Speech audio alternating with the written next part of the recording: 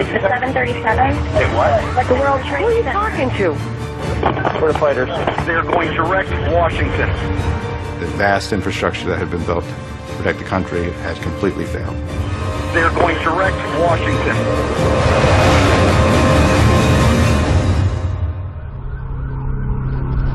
A new type of war. That's what it is.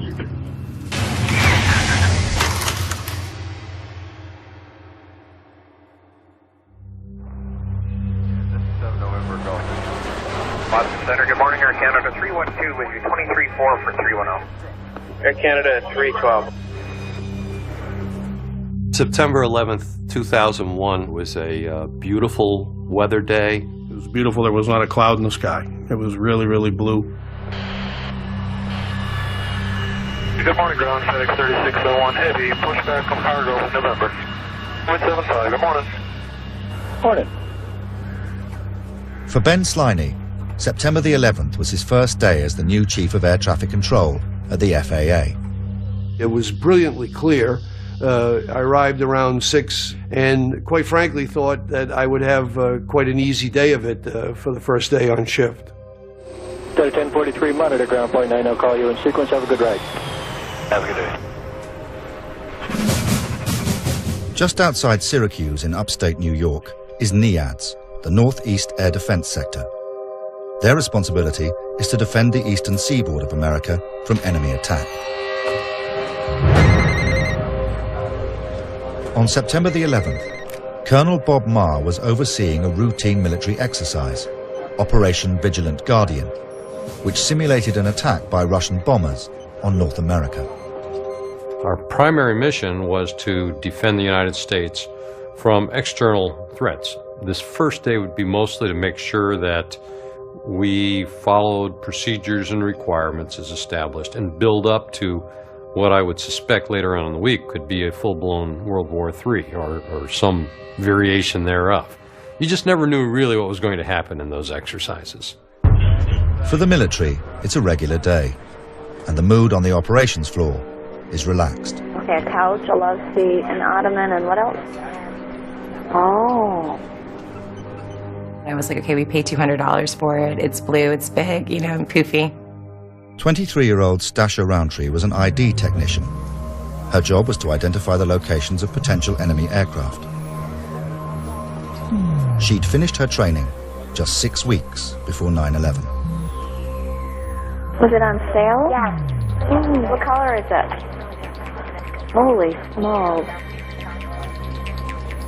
No matter how trivial, almost every word these people say, in both military and air traffic control centers, is recorded. It didn't matter if it was midnight, you know, or 2 in the morning. As soon as you picked up a phone or were plugged in with somebody else, you were automatically recorded. Every transmission, every voice communication between the controllers and the pilots are all recorded. At 8:09 a.m., Boston Air Traffic Control makes routine contact with the captain of American Airlines Flight 11. American 11, Boston. Boston Center, good morning, American 11 with you, passing through 190, 230. American 11, Boston, Center, Roger, climb maintain for about 280. The supervisor in charge at Boston was Dan Bueno. Nothing was strange or out of the ordinary. But just 5 minutes later, at 8:14, Boston loses contact with the plane's captain. American 11, Boston. American 11, the American on the frequency. How do you hear me? This is Boston. I turned American 20 left and I was going to climb him. He will not respond to me now. Looks like he's turning right. Yeah, I turned him 20 right. You won't answer yet. Use Nordo. Roger. All right. Thanks. All of a sudden, the aircraft goes no radio. American 11, if you hear Boston Center, I-10, please, or acknowledge. American 11, if you hear Boston Center, recontact Boston Center on 127.82. That's American 11, 127.82. At 8:19, a phone call comes into an American Airlines reservation office from a flight stewardess on board American 11. Ma'am, what What seat are you in? We just left Boston. We're up in the air. We're supposed to go to LA, and the cockpit's not answering their phone. Okay, but what seat are you sitting in? What's the number of your seat? Okay, I'm in my jump seat right now. Okay. At 3R. What is your name? Okay, my name is Betty Ong. I'm number 3 on flight 11. And the cockpit is not answering their phone. And there's somebody staffed in business class, and we can't breathe in business class. Somebody's got mace or something. Can you describe the person that you said someone is what in business class? Our number 1 got stabbed. Our purser is stabbed. Nobody knows who's stabbed who, and we can't even get up to business class right now because nobody can breathe. And we can't get to the cockpit. The door won't open. Hello?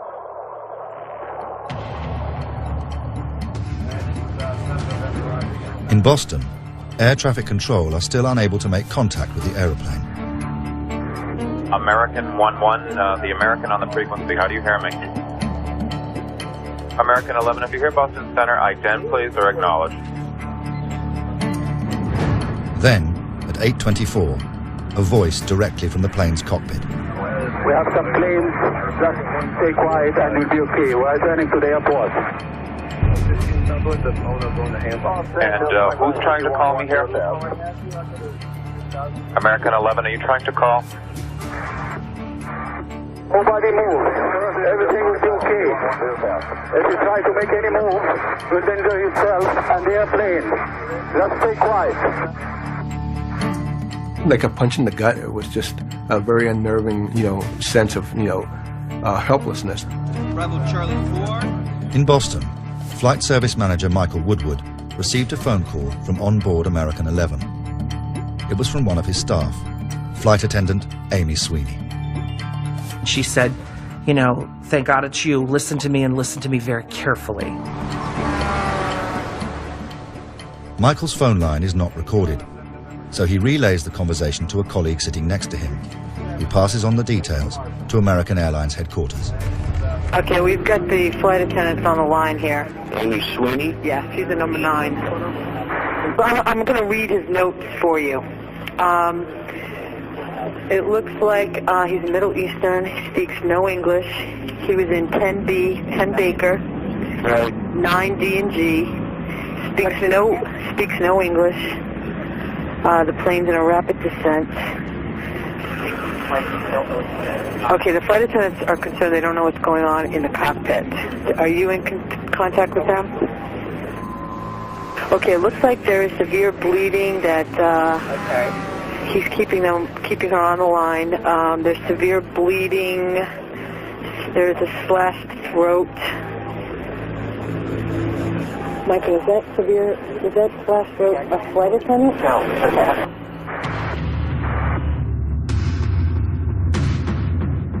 By 8:29, American 11 has been out of contact with air traffic control for 15 minutes.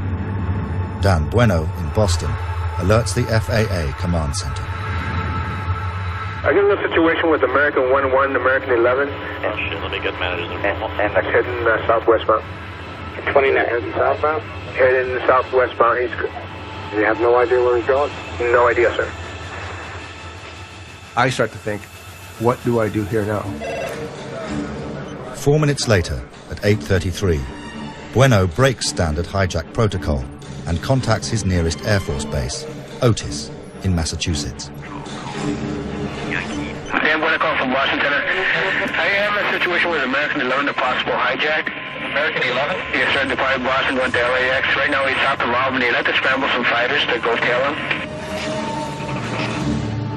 But the order to scramble jets at Otis must come from NEADS in upstate New York, where they are just about to begin their military exercise, Operation Vigilant Guardian.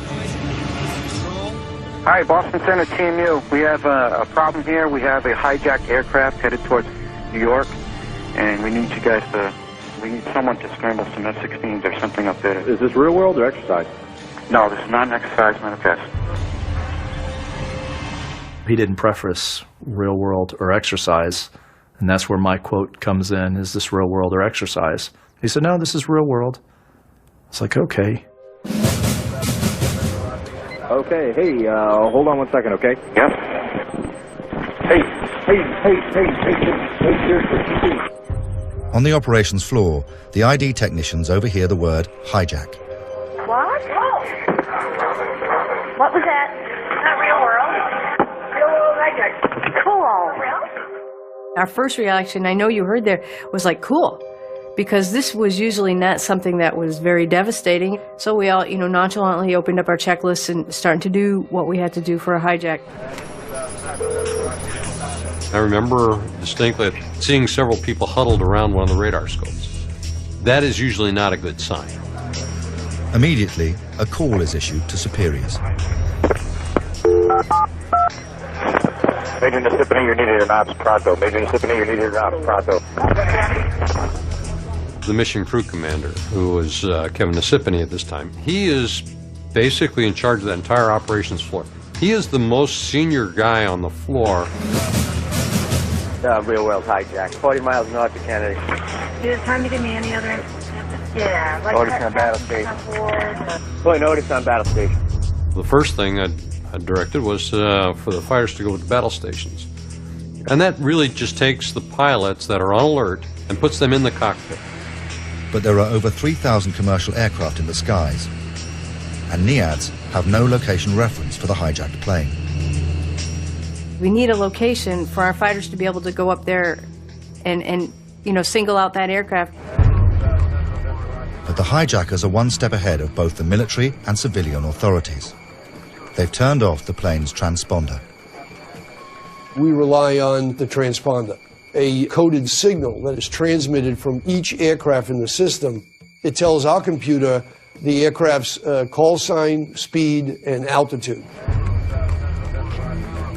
We're checking to get some information from you if we could. It's American 11. He's heading towards Kennedy. Looks like the speed is decreasing. I'm not exactly sure where. Nobody really. Once the hijackers turned off the transponder, in all respects, he was quite invisible to us. And where are they going now, do you know? No idea. With Flight American 11 hijacked out of Boston, NEADS, the Northeast Air Defense Sector, are desperately trying to locate the missing plane. The aircraft is 7 minutes away from the World Trade Center, and the hijackers have turned off its transponder. These guys knew what they were doing. They knew that we needed this to locate them. They turned it off, they went lower, they went slower, everything, to stop us from being able to get that exact location. Is he inbound to JFK?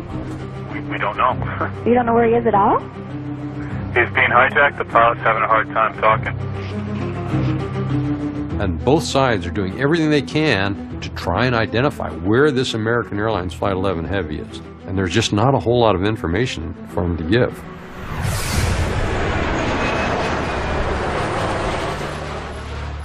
Using only basic radar estimates, Dan Bueno knows American 11 is approaching New York.